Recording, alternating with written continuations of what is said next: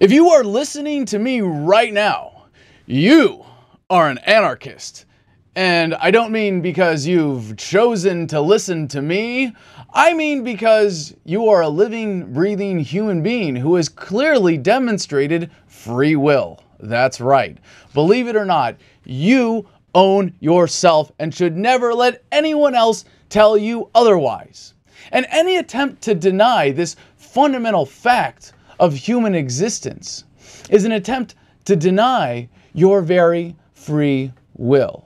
Now, what does it mean to be an anarchist? Specifically, anarcho-capitalist, because that's the only true form of anarchy. Every other adjective applied or descriptor or attempt to use anarchy to somehow paint this beautiful, harmonious reality that we are working towards, that we are evolving towards, is an attempt to slander the word or somehow deny the truth or to somehow impose some other system of rule upon you. But what does it mean? Anarchy, fundamentally, breaking it down. It doesn't mean no rules. It doesn't mean chaos. It means no rulers. But those who would rule over you, those who would take advantage of your gullibility will tell you, oh no, if you don't have rulers, you can't have rules. Who will decide what these rules are? You can't possibly figure them out for yourselves, you poor little peons, you know. And if you don't have rulers, it's just going to be chaos and craziness and blood in the streets, anarchy. Oh no, be very afraid. But that kind of anarchy is exactly what we have today in the statist world, full of governments where the authorities in our lives dictate so much of what we do on a daily basis. It has clearly taken us away from the natural state of human beings to be the alphas of our own lives, to be in charge of ourselves, to come together communally, yes, but not by force and coercion, but by voluntary, chosen associations.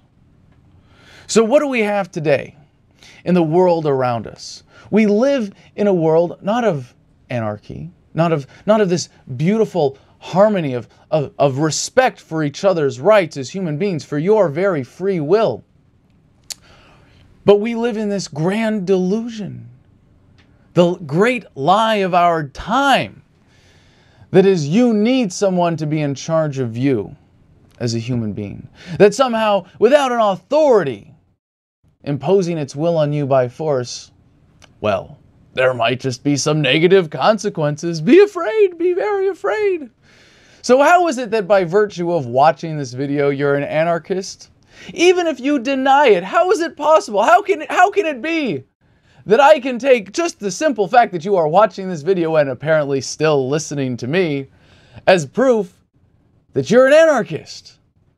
Well, it's quite simple. You're exercising your will, free will.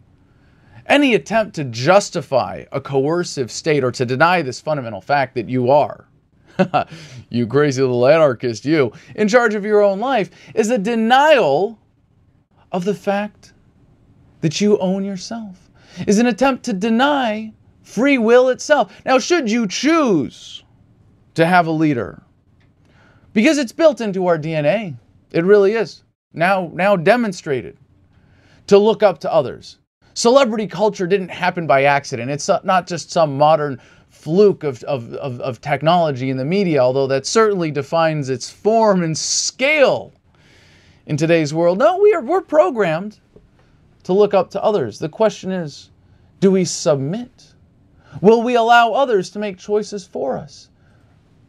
Or is that even possible?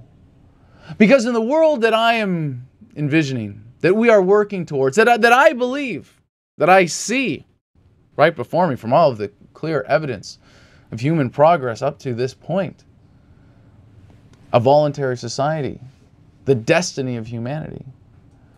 What is it that we as individuals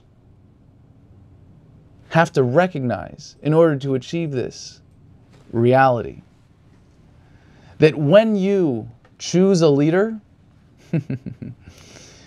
you're still choosing You're still exercising your free will. And if you should say, well, no, if the government wants to make something illegal, yeah, my right to do it doesn't exist anymore. If the collective has said that they want to make something illegal here, then I'm just not going to do it. Well, guess what? You're choosing to go along with it. And the reality is, if you go against the will of this collective of people who are trying to deny you your will, as long as you're exercising your rights, the domain over your own body and your own justly acquired property, and not limiting anybody else's access to their equitable share of natural resources, you're not violating their rights to their body, their person, or their legitimate property, then yes, the collective will use force against you for doing something that it doesn't like.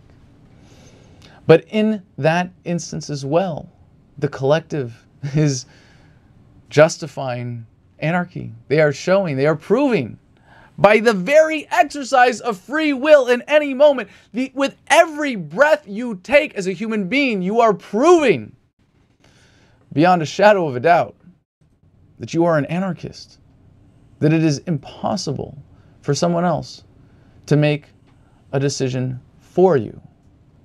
The question is, how then, with this new vision, with this new understanding, will you relate to the rest of the world?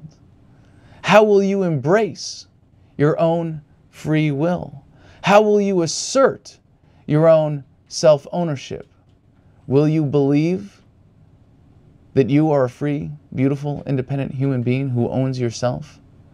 Or will you continue to let others convince you otherwise? Sir, this is your last warning. How do you do? We've built a picture. Whoa! Hey! And this is Law and Order.